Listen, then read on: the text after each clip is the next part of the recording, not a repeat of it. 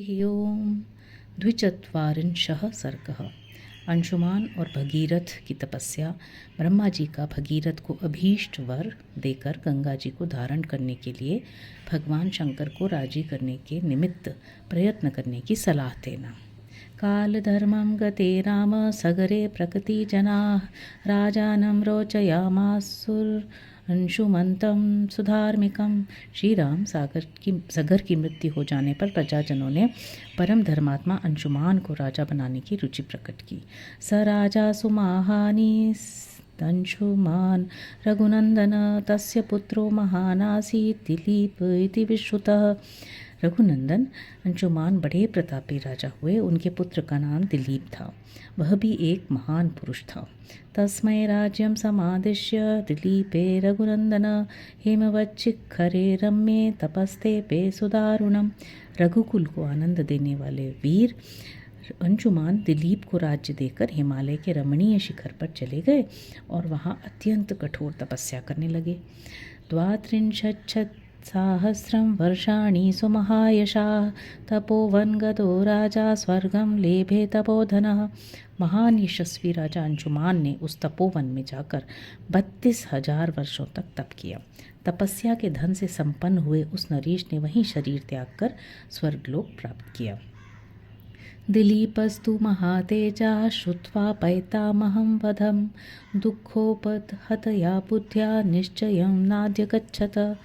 अपने पितामहों के वध का वृतांत सुनकर महातेजस्वी दिलीप भी बहुत दुखी रहते थे। अपनी बुद्धि से बहुत सोचने विचारने के बाद भी वे किसी निश्चय पर नहीं पहुंच सके। कथं गंगावतरणं कथं तेषां जलक्रिया तारयेयं कथं चैता निधि चिंता परोभवत। वे सदा इसी चिंता में डूबे रहते थे कि किस प्रकार पृथ्वी पर गंगा जी का उतरना संभव होगा, कैसे गंगा जल द्वारा उन्हें जलांजलि दी जाएगी और किस प्रकार मैं अपने उन पितरों का उद्धार कर सकूंगा। तस्य चिंतयतो नित्यं धर्मेण विदितात्मनः पुत्रो भगीरथो नाम जज्ञे परम धार्मिकः। प्रतिदिन इन्हीं सब चिंताओं में पड़े हुए राजा दिलीप को, जो अपने धर्माचरण से बहुत विख्यात थे, भगीरथ नामक एक परम धर्मात्मा पुत्र प्राप्त हुआ। दिलीपस्तु महातेजा यज्ञैर् बहुभिरिष्टवान् 33 सहस्राणि राजा राज्यं कारयत्। महातेजस्वी दिलीप ने बहुत से यज्ञों का अनुष्ठान तथा 30,000 वर्षों तक राज्य किया। अगत्वा निश्चयं राजा तेषामुद्धरणं प्रति व्याधिना नरशार्दूल कालधर्ममुपेयिवान्। पुरुष सिंह उन पितरों के उद्धार के विषय में किसी निश्चय को न पहुंचकर राजा दिलीप रोग से पीड़ित होकर मृत्यु को प्राप्त हो गए। इंद्रलोकं गतो राजा स्वार्जितेनैव कर्मणा राज्ये भगीरथं पुत्रमभिषिच्य नरर्षभ। पुत्र भगीरथ को राज्य पर अभिषिक्त करके नरश्रेष्ठ राजा दिलीप अपने किए हुए पुण्य कर्म के प्रभाव से इंद्रलोक में गए। भगीरथस्तु राजर्षिर्धार्मिको रघुनंदन अनपत्यो महाराजः प्रजा काम स च प्रजा मंत्रिष्वाधाय तत्राज्यं गंगावतरणे रतः तपो दीर्घं समातिष्ठत् गोकर्णे रघुनंदन धर्मात्मा राजर्षि महाराज भगीरथ की कोई संतान नहीं थी। वे संतान प्राप्ति की इच्छा रखते थे तो भी प्रजा और राज्य की रक्षा का भार मंत्रियों पर रखकर गंगा जी को पृथ्वी में उतारने के प्रयत्न में लग गए और गोकर्ण तीर्थ में बड़ी भारी तपस्या करने लगे।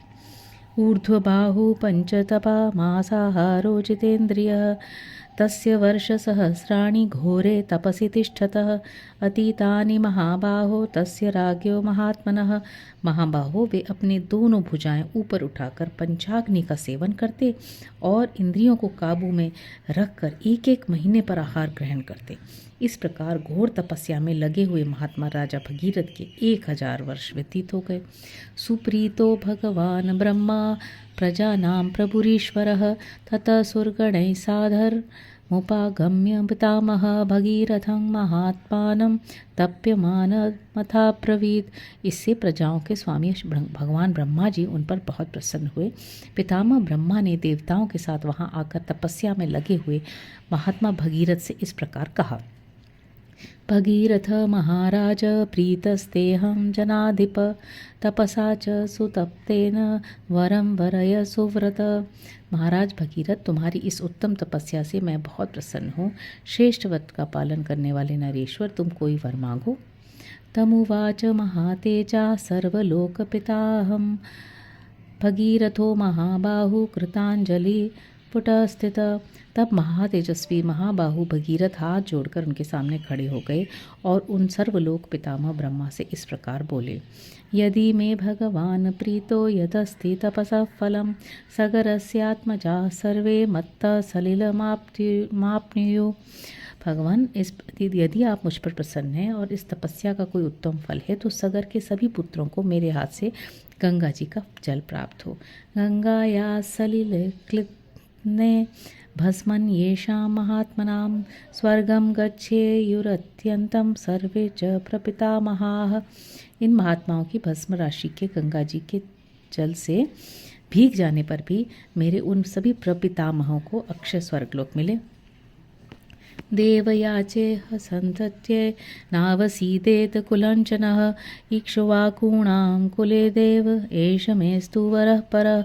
देव, मैं संतति के लिए भी आपसे प्रार्थना करता हूँ, हमारे कुल की परंपरा कभी नष्ट न हो।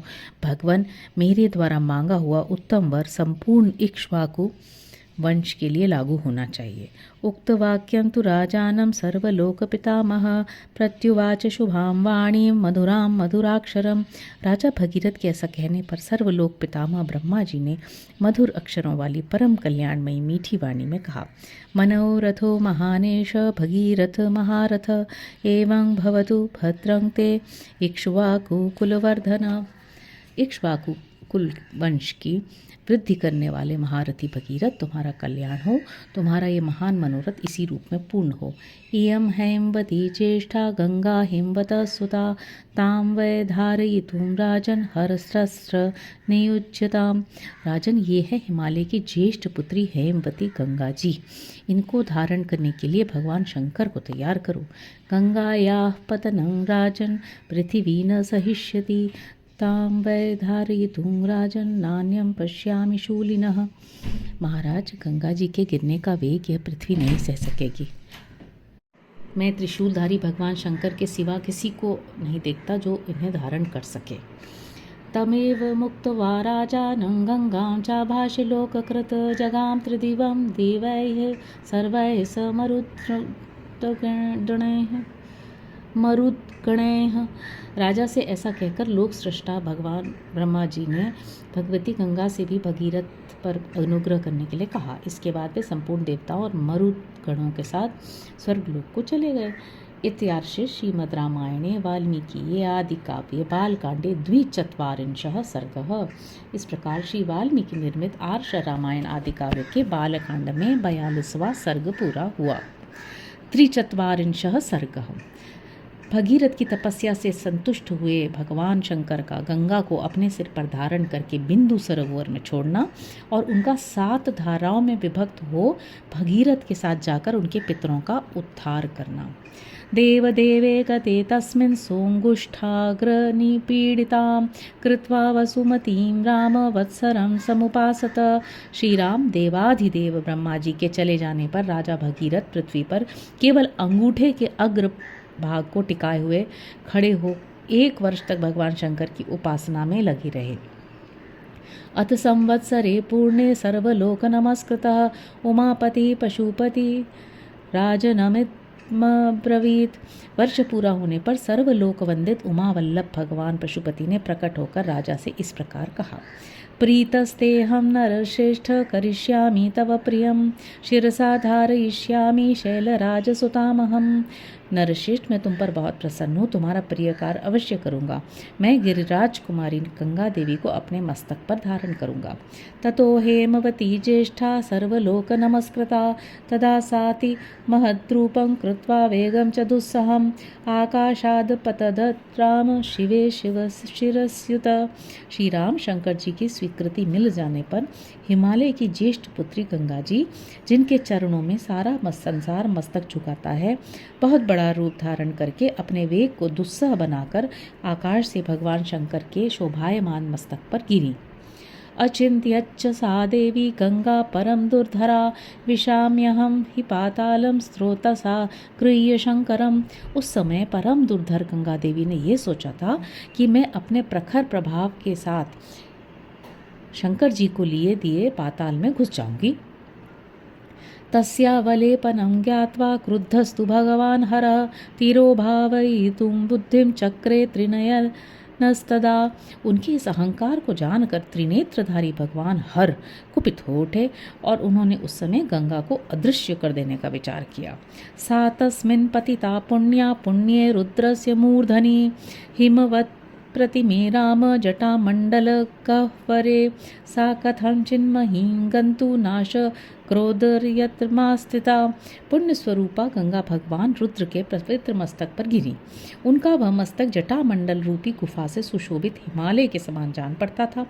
उस पर गिरकर विशेष प्रयत्न करने पर भी किसी तरह वह पृथ्वी पर न जा सकी। नैव सा निर्गमं लेभे जटामण्डलमन्ततः तत्रैवाबभ्र मद्देवी संवत्सरगणान् बहून्। भगवान शिव के जटा जाल में उलझकर किनारे आकर भी गंगा देवी वहाँ से निकलने का मार्ग न पा सकी और बहुत वर्षों तक उस जटाजूट में ही भटकती रहीं। ताम पश्यत् पुनः तत्र तप परमास्थितः स तेन तोषितश्चासीत्यन्तं रघुनंदन भगीरथी ने देखा गंगा जी भगवान शंकर के जटामंडल में अदृश्य हो गई हैं। तब वे पुनः वहाँ भारी तपस्या में लग गए। उस तपस्या द्वारा उन्होंने भगवान शिव को बहुत संतुष्ट कर लिया। विससर्ज ततो गंगां हरो बिंदुसरा प्रति तस्यां विसृज्यमानायां सप्त स्त्रोतांसि जग्निरे। तब महादेव जी ने गंगा जी को बिंदु सरोवर में ले जाकर छोड़ दिया। वहां छूटते ही उनकी 7 धाराएं हो गईं। ह्लादिनी पावनी जैव नलिनी च तथैव च तिस्रं प्राचीन दिशं जगमुर्गंगा शिवजला शुभा। ह्लादिनी, पावनी और नलिनी ये कल्याणमय जल से सुशोभित गंगा की 3 मंगलमयी धाराएं पूर्व दिशा की ओर चली गईं। सुचक्षुश्चैव सीता च सिंधुश्चैव महानदी तिस्रश्चैता दिशं जग्मुः प्रतीचीन्तु दिशा शुभा। सुचक्षु, सीता और महानदी सिंधु ये 3 शुभ धाराएं पश्चिम दिशा की ओर प्रभावित हुई। सप्तमी चान्वगात्तासां भगीरथ रथं तदा भगीरथोऽपि राजर्षिर्दिव्यं स्यन्दन्मा स्थितः प्रायादग्रे महातेजा गंगा च तं चाप्यनुव्रजत् गगनाच्छंकर शिरस्तत्तो धरणीमा गता। उनकी अपेक्षा जो 7वीं धारा थी वह महाराज भगीरथ के रथ के पीछे पीछे चलने लगी। महातेजस्वी राजर्षि भगीरथ भी दिव्य रथ पर आरूढ़ हो आगे आगे चले और गंगा उन्हीं के पथ का अनुसरण करने लगी। इस प्रकार वे आकाश से भगवान शंकर के मस्तक पर और वहां से इस पृथ्वी पर आईं। असर्पज्जलं तत्र तीव्र शब्द पुरस्कृतं मत्स्य कच्छपसंख्यैश्च शिंशु मार्गणैस्तथा पतद्भिः पतितैश्च व्यरोचत वसुंधरा। गंगा जी की वह जलराशि महान कलकल नाद के साथ तीव्र गति से प्रभावित हुई। मत्स्य, कच्छप, शिंशुमार, सूंस झुंड के झुंड उनमें गिरने लगे। उन गिरे हुए जल जंतुओं से वसुंधरा की बड़ी शोभा हो रही थी। ततो देवर्षि गंधर्वा यक्ष सिद्धगणास्तथा व्यलोकयन्त ते तत्र गगनात् गांगतां तदा विमानैर्नगराकारैर्हयैर्गजवरैस्तदा। तदनंतर देवता, ऋषि, गंधर्व, यक्ष और सिद्धगण नगर के समान आकार वाले विमानों, घोड़ों और गजराजों पर बैठकर आकाश से पृथ्वी पर गई हुई गंगा जी की शोभा निहारने लगे।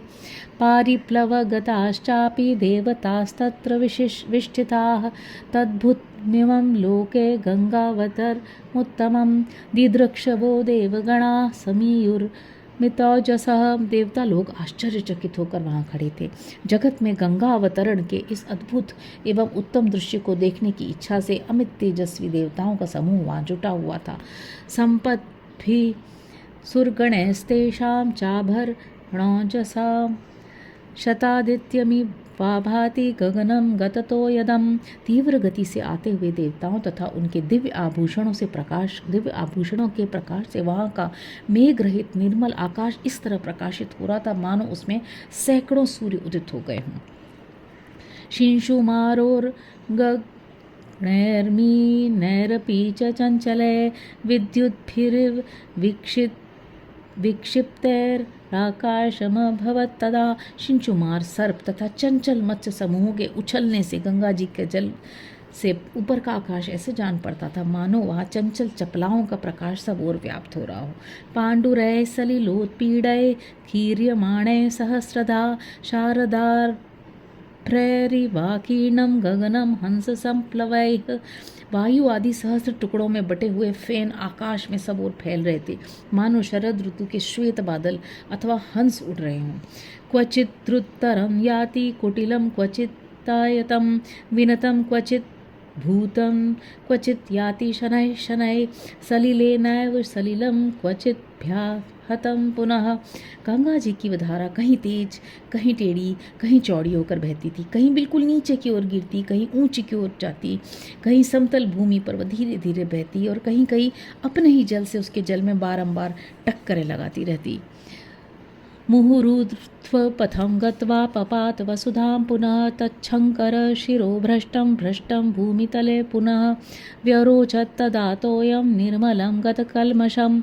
गंगा का वह जल बार बार ऊंचे मार्ग पर उठता और पुनः नीची भूमि पर गिरता। आकाश से भगवान शंकर के मस्तक पर और वहां से फिर पृथ्वी पर गिरा हुआ वह निर्मल एवं पवित्र गंगाजल उस समय बड़ी शोभा पा रहा था।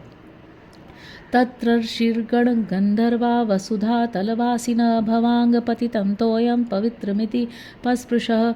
उस समय भूतल निवासी ऋषि और गंधर्व यह सोचकर कि भगवान शंकर के मस्तिष्क से गिरा हुआ यह जल बहुत पवित्र है उसमें आचमन करने लगे।